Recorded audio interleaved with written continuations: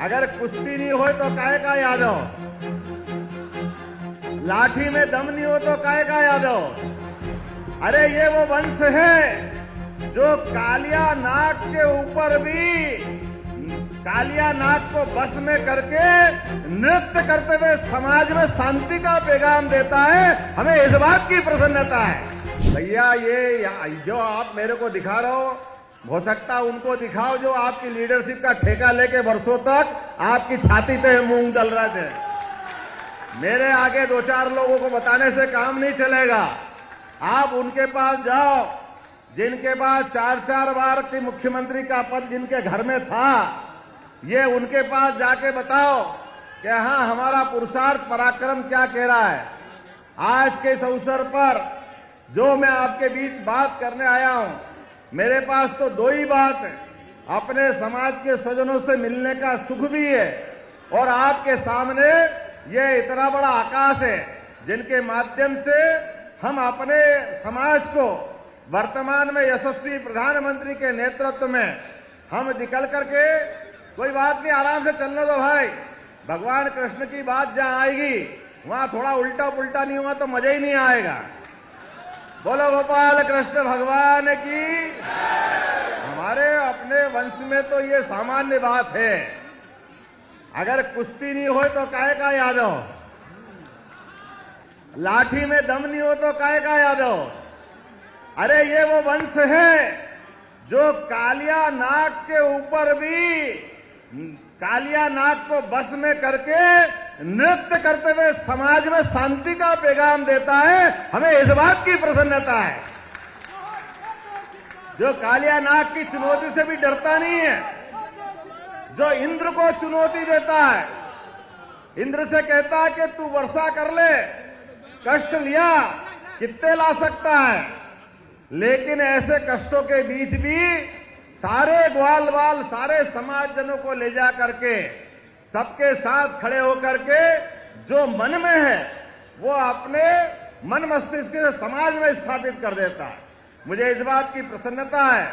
बदलते दौर में, आज के समय में, लोकतंत्र में मैं तो इस बात के लिए धन्यवाद देना चाहूंगा आप सबको भी कि मैं जब आया था तो मुझे लगा था कि मैं जहां जा रहा हूं वहां ऐसा माना जाता कि समाज का एक ही परिवार ठेकेदार है। मुझे इस बात की प्रसन्नता है समाज किसी का ठेकेदार वाले को व्यवस्था से अपने आप को बाहर लाता है, जिसकी अपनी स्वयं की पहचान है और ये होना भी चाहिए।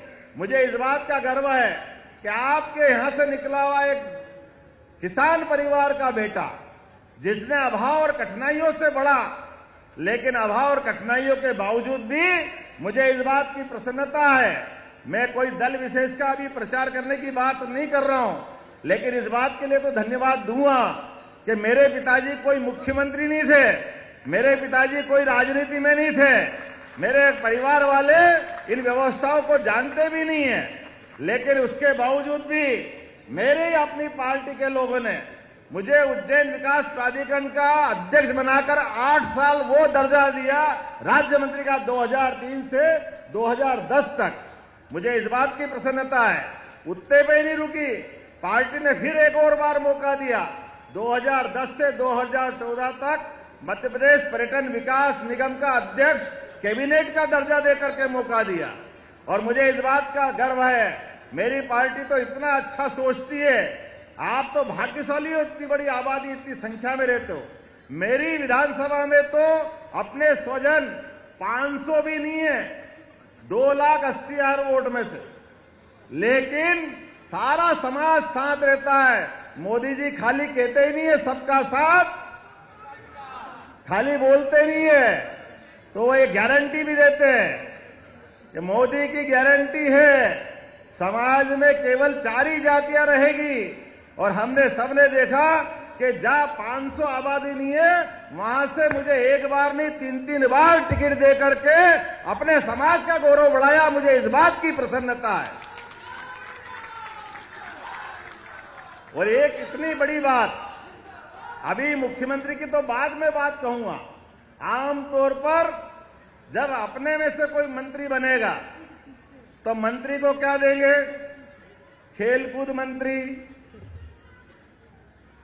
कोई ऐसा पशुपालन विभाग, कोई और चीज।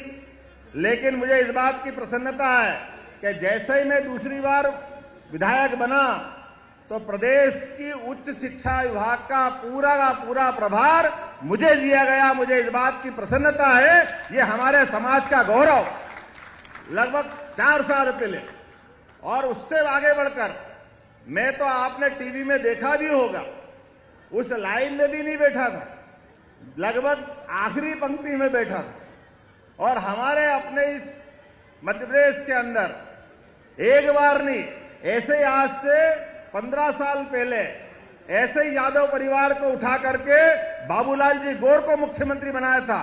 और ऐसे कैसे इस बार मुझे सीधे सहज बोला। पहली बार तो मैंने भरोसा ही नहीं किया, क्योंकि मैंने अपने मुख्यमंत्री कोई बनता है तो बहुत पैसे वाला होना चाहिए, बहुत सारे विधायक का समर्थन होना चाहिए, बहुत सारे प्रकार के परिवार का बैकग्राउंड होना चाहिए।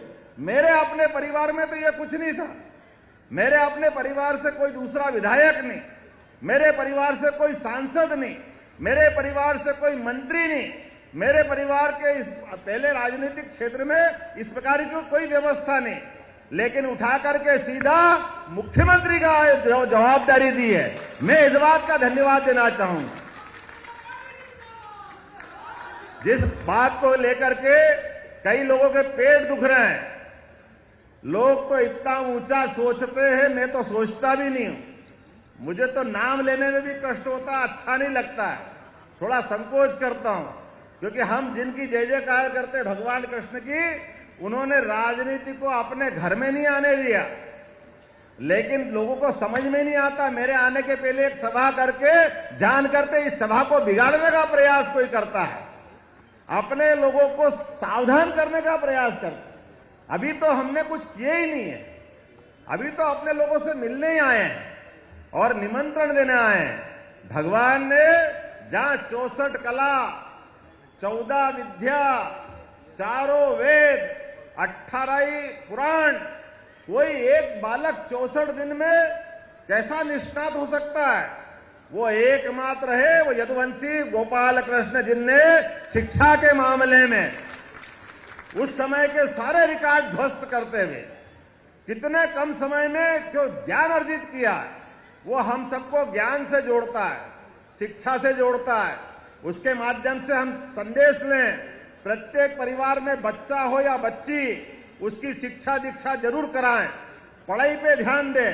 जब आप पढ़ लिख के आगे बढ़ते हो तो स्वाभाविक रूप से आज भी ये उदाहरण है, कोई उदाहरण ऐसा नहीं है कि गुरुकुल में सारी शिक्षा हुई हो।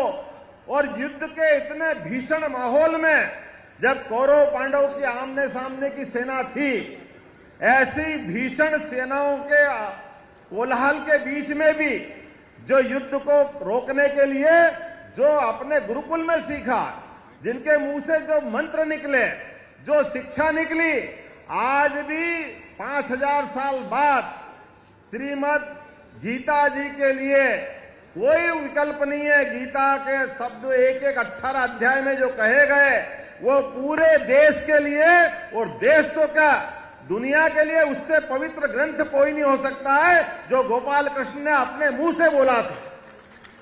भगवान राम, भगवान कृष्ण, जिनकी जय जयकार करते हम बात कर रहे हैं।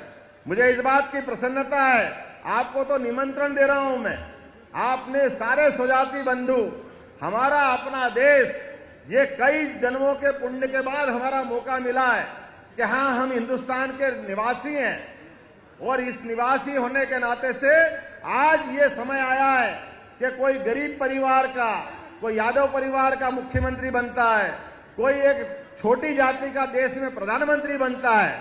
किसी प्रकार का व्यक्ति जिसमें योग्यता है उसको मौका मिलता है। आज मध्य प्रदेश में मौका मिला है, ये दूसरी पार्टी को सबक है। अब परिवार से बाहर देखो, कोई भी बन सकता है, किसी के लिए अवसर की कमी नहीं है। अब इस बात को देखने की जरूरत, हमारा मन खोलो, एक परिवार से बाहर आओ। एक परिवार के अंदर दरवाजा बंद करके अगर आप अपने परिवार को बढ़ाओगे तो ये समाज उसको स्वीकार नहीं करेगा।